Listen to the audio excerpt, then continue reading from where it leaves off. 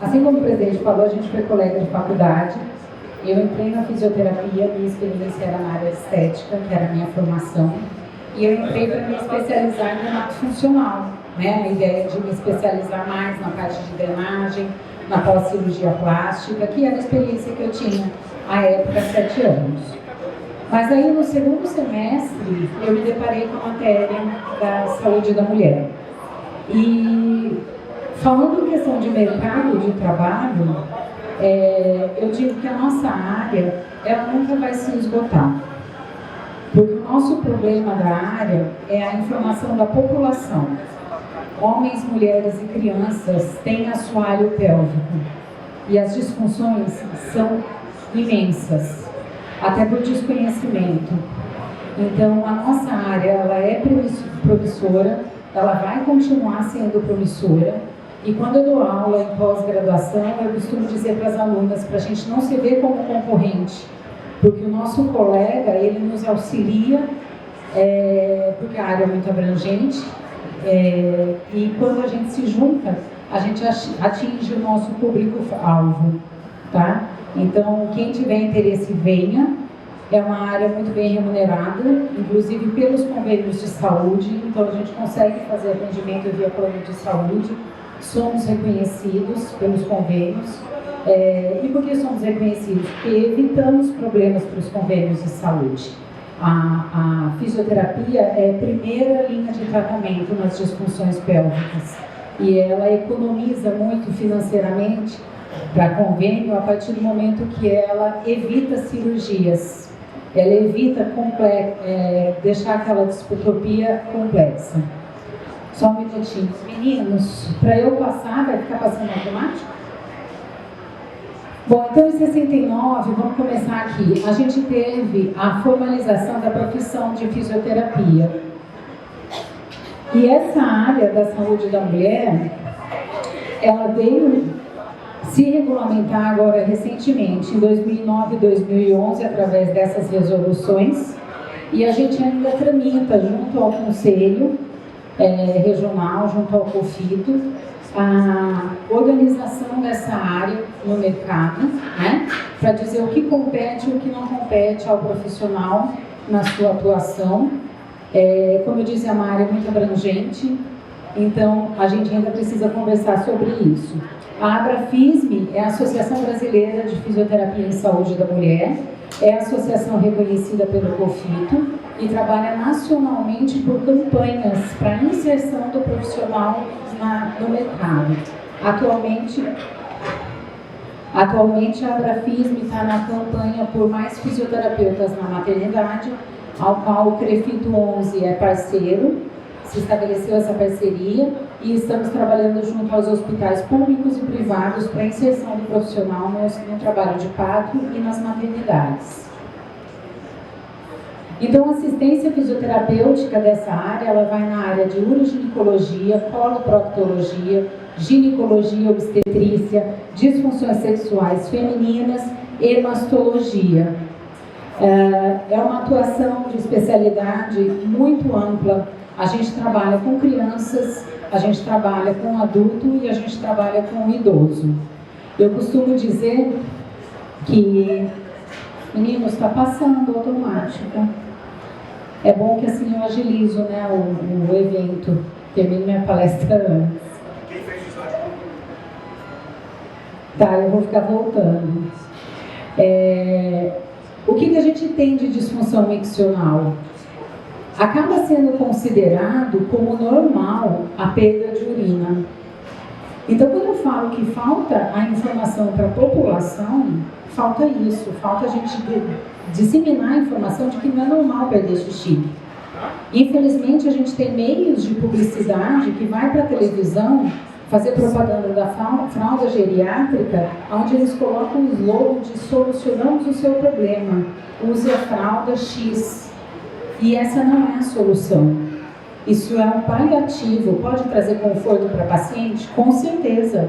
O evento de criar uma fralda absorvente com modelo masculino, né, criando um formato da cueca masculina, com certeza ela traz dignidade para aquele paciente que tem perda de urina, que tem perda fecal, né? Fica mais confortável, mas longe de dizer que esta é a solução. A solução é a reabilitação da função muscular desse assoalho pélvico. Então, essa musculatura que fecha esse tronco, que vem aqui do osso da sínfise púbica e comunica aqui com o nosso sacro, ela se divide em função miccional, em função evacuatória, na função sexual, ela trabalha para a gente no momento do parto. Então, ela tem todas essas funções que ela pode ser reabilitada. Então, nós não podemos normalizar essas disfunções, né? Aquela questão do fiz xixi até dar risada, tá errado. Você tem que ser funcionalmente capaz de rir e esse seu assoalho pélvico sustentar essa pressão, seja do riso, seja do salto no momento de uma atividade física e não perder urina. A urgência é uma outra alteração muito comum e que a população em geral também não percebe, né, que é uma disfunção. Mas está lá, o músculo da bexiga, é chamado de músculo detrusor, é ele que está precisando ser trabalhado, ele que está precisando ser neuromodulado. E aí cabe a nós, fisioterapeutas, trabalhar com a eletroterapia. A frequência miccional, que é aquela paciente que toda hora fica indo ao banheiro, e muitas vezes isso atrapalha a qualidade de vida dela e o rendimento dela no trabalho. Então, eu já tive experiência em consultório de pacientes que falavam que não conseguiam render no trabalho porque a cada 30, 40 minutos paravam o que estavam fazendo para ir até o banheiro. Também é um trabalho do fisioterapeuta. A noctúria, que atrapalha a qualidade do sono, porque o paciente levanta à noite mais de 2 vezes. Eu tive uma paciente que ela se levantava 8 vezes à noite para fazer xixi. Então, se estabelece pela Organização Mundial de Saúde uma média de sono, 8 horas, como sendo o mínimo de sono necessário para o ser humano. O que é a qualidade de vida de uma paciente que acorda 8 vezes para fazer xixi à noite? Ela não tem qualidade de vida. Atrapalha tudo, atrapalha até a produção hormonal que acontece durante o sono. Atrapalha a função cerebral, porque o cérebro dela não está descansando da forma correta. Então, a gente faz uma diferença muito grande na qualidade de vida dos pacientes que atendemos. A disúria, dor no momento da micção, a enurese, que é a perda do xixi de forma involuntária, e a enurese, hoje a gente conversa na questão da infância. Porque antigamente, quando aquela criança com 7 anos fazia xixi, o que as pessoas falavam? Está fazendo xixi na calça para chamar a atenção da mãe. Está fazendo xixi na calça porque o irmãozinho mais novo nasceu. Está fazendo xixi na calça porque quer... Não, gente, está com disfunção. Está com alteração. E precisa do fisioterapeuta para reabilitar essa função, para normalizar essa disfunção. Disfunção sexual. Gente, sexo é qualidade de vida. E é uma das áreas que a gente mais enfrenta tabu para trabalhar. E a questão sexual começa também lá na infância, lá na disfunção neurológica, de quando você ainda não sabe o que vai ser sexo, mas o seu cérebro está se preparando para isso. Quando a gente atende disfunção sexual, a gente atende disfunções como dificuldade de orgasmo, alterações de desejo. Muitas vezes disso vem a questão da educação. Lá na infância, o que foi que se ensinou para essa criança? Muito vem dos traumas da fase da adolescência, né? Do que se dizia que era permitido e do que não era permitido. E tudo isso vem do emocional para o físico. Então, da mesma forma que o meu músculo aqui sente a tensão do trabalho e no final do dia ele está tenso, está rígido, né? E a gente até muda a postura. Você chega em casa e quem mora com você fala: nossa, hoje o dia foi pesado. Você fala: nossa, meu chefe, cadê meu chefe? Estou cheia de chefe aqui em volta hoje. Você fala: meu dia foi pesado. A vida sexual e seus traumas causam isso na musculatura do períneo. E quando o fisioterapeuta vai avaliar essa musculatura, a gente identifica o que chamamos de trigger points, pontos de tensão, que alteram o tônus dessa musculatura e deixam esse tônus aumentado, levando dor na relação sexual. Então é o fisioterapeuta que vai tratar isso, junto com o ginecologista, junto com o urologista, junto com o psicólogo que acompanha esse paciente. Mas falou em músculo, somos nós, tá? Por isso que nós estamos fazendo diferença na área da saúde quando a gente trabalha na saúde da mulher, tá? E aí a gente vai pegar esse trigger point, vai trabalhar e vai tirar a dor, e a gente devolve qualidade de vida para essa paciente. A gente tem a questão da ereção, muitos pacientes com disfunção prostática, pós-cirurgia de próstata, e que tem aquele tabu de falar da questão da ereção. Então a gente tem aqui em Brasília uma turminha maravilhosa de especialistas atuando nessa área. Dá orgulho de dizer que a gente trabalha nessa área aqui em Brasília, porque realmente é uma equipe diferenciada, tá? E o que eu acho muito bacana dessa área, a nível nacional, é a busca pela base na ciência.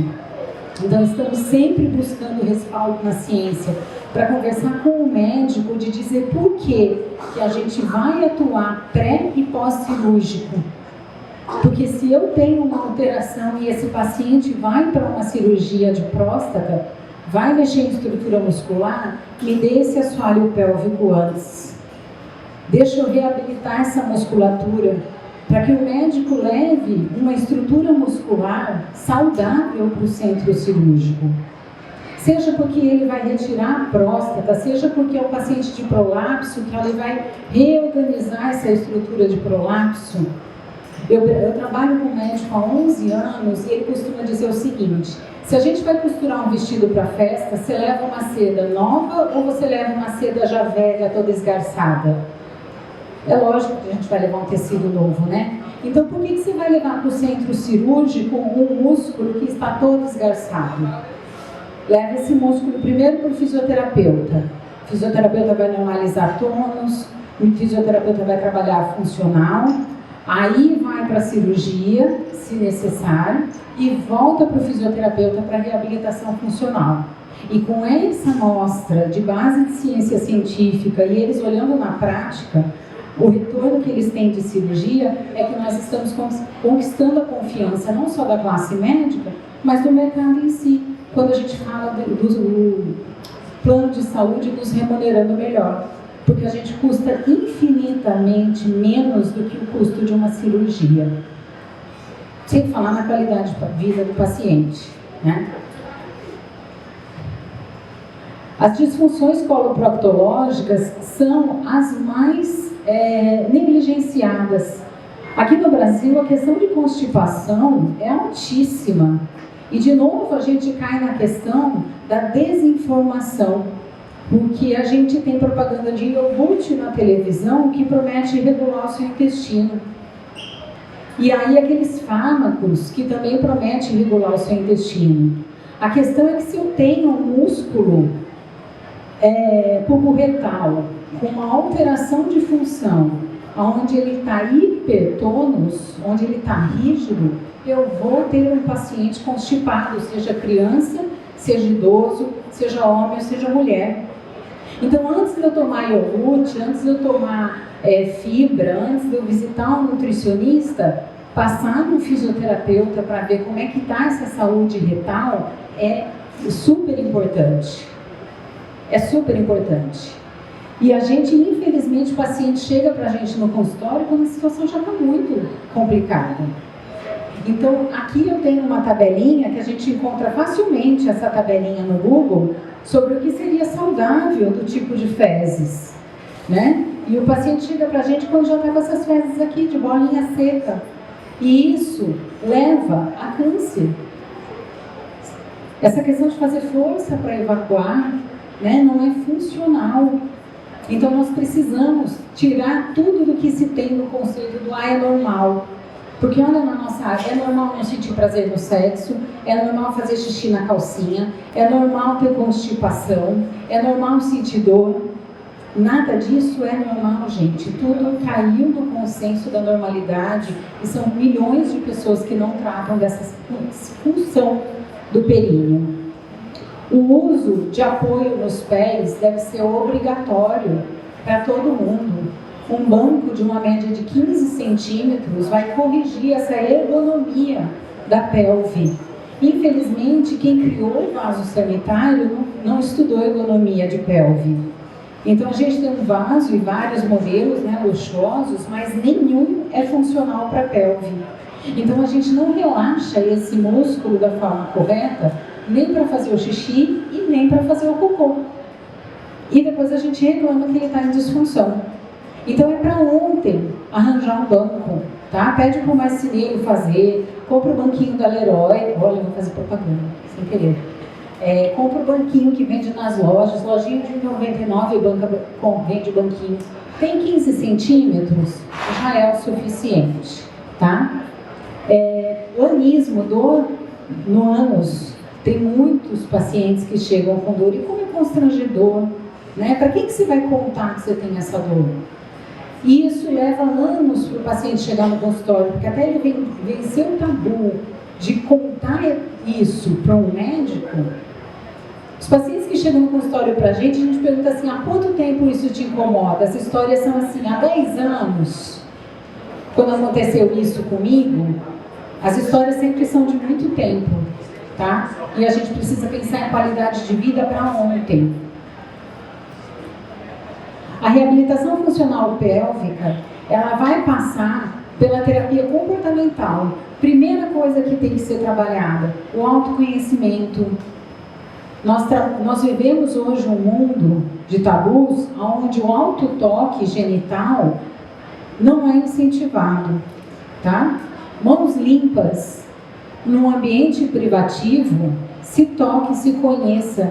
Porque se você não se tocar, como é que você vai poder referenciar para um médico que você está com alguma alteração, se você mesmo não se observa? Então, o autoconhecimento é muito importante. Passou tudo, gente. Está ótimo nessa palestra. Acontece. Orientação nutricional. Ela vale a pena sim. Depois que a gente descartou a questão da disfunção muscular, aí sim ver se essa ingesta hídrica está correta e se os horários da micção estão corretos. Se essa evacuação está acontecendo de forma satisfatória. O diário miccional é uma ferramenta que a gente utiliza para avaliar e depois para comparar se esse hábito de evacuar, esse hábito da micção foi corrigido. E o treino vesical, que é a idas ao banheiro programada, conforme a disfunção de cada um, e o treino de musculatura do assoalho pélvico. Então, olhando para essa imagem aqui, aqui eu tenho o ossinho da sínfise púbica, e aqui atrás eu tenho o resto aqui da coluna, que é o sacro. Essa musculatura, ela vem daqui, passa por baixo das pernas e fixa aqui atrás. Ela tem a função de sustentar os órgãos pélvicos, então para que o útero e o bexiga não desçam, que são os prolapsos. Ela tem a função de manter a função miccional, evacuatória, sexual e ela trabalha na hora do parto. Por isso também a introdução dos fisioterapeutas dentro das maternidades, para que um posicionamento correto desta pelve no momento do parto faça com que evite lacerações, evite comprometimento dessa parede vaginal, para que no futuro essa mulher não tenha uma propensão para queda de bexiga e útero. O que nós temos na área da fisioterapia para a reabilitação? A gente tem aparelhos como biofeedback de pressão ou eletromiográfico, que vai nos dizer como está a função dessa musculatura, se a capacidade dela de contrair e relaxar está satisfatória, está dentro de um padrão de normalidade. Nós temos a eletroterapia, que em homens é feito com eletrodos de superfície, em crianças também. Temos as eletros intranal, se for necessário, intravaginal, quando necessário. Temos os dilatadores, usados no caso de atrofia, no caso de vaginismo, que são disfunções de sexualidade. Os vibradores também são usados, esses vibradores com ponteiras diferentes, muito já usados quando a gente tem ponto de tensão, nos trigger points que eu falei, a gente vai soltar esses pontinhos de tensão. Os educadores perineais, né, esse modelo aqui feminino, que a gente introduz dentro da vagina, é de uso individual, e a paciente vai conseguir fazer exercício domiciliar. O Epilow, muito utilizado na obstetrícia, para treino desse trabalho da musculatura, para a consciência da mulher, para o movimento que ela vai ter que fazer de expulsivo na hora do parto. Os conezinhos vaginais, que eu falo que são as musculações dessa musculatura, e os cones vaginais, e critério. Muito cuidado na prescrição, muito cuidado na avaliação, muito cuidado porque muitas vezes em chá de lingerie é comum dar de presente esses conezinhos vaginais, certo? E por mais que eu fale assim, Andréia, mas o rosa é o mais leve, ele só tem 20 gramas. Eu posso pegar qualquer um de vocês e levar para uma academia de halterofilista e vocês vão carregar peso, o menorzinho que tiver lá, e garantir que não vai lesionar a musculatura de vocês? Não posso. Eu preciso de uma avaliação. Porque a literatura mostra para a gente, e não é literatura de pesquisa nacional, é de pesquisa internacional, que de 30% a 50% das mulheres não tem consciência dessa musculatura do períneo. Então tem uma função em déficit. Se eu coloco um peso, mesmo que seja só 20 gramas, eu estou trabalhando com um músculo que não está preparado para essa musculação. Então eu vou prejudicar ao invés de ajudar. Então quando você conhecer uma colega que fala, eu uso, a primeira pergunta é, você passou por uma avaliação? Se você foi avaliada por um profissional capacitado e ele te orientou a usar, aí sim. Se não, aconselho a fazer uma avaliação, certo? Gente, eu agradeço a atenção de vocês. Eu sou um entusiasta da área, o presidente Sérgio me conhece desde a graduação. Eu amo muito trabalhar por essa área e eu gostaria muito de influenciar vocês. Para quem quiser vir, venha. É uma área que está em expansão e tem ainda um mercado muito grande para crescer. Obrigada. Obrigado, André. Uma pergunta, por favor, seja bem breve, a gente está com tempo, mas enfim. Sobre a fisioterapeuta na maternidade, essa atuação que agora a gente tem no Estado de Santa Maria como uma referência aqui no Distrito Federal, que as fisioterapeutas e os fisioterapeutas acompanham, né, essas mulheres, né, num momento tão importante da vida delas. Eu queria que você falasse um pouquinho desse trabalho específico, brevemente, como é que funciona, como é que vocês avaliam o paciente, como é que a paciente vocês manipulam, como é que é esse contato e o contato também com o restante da equipe. Porque uma das nossas metas é fazer que todos os hospitais do DF possam ter esse serviço para a mulher.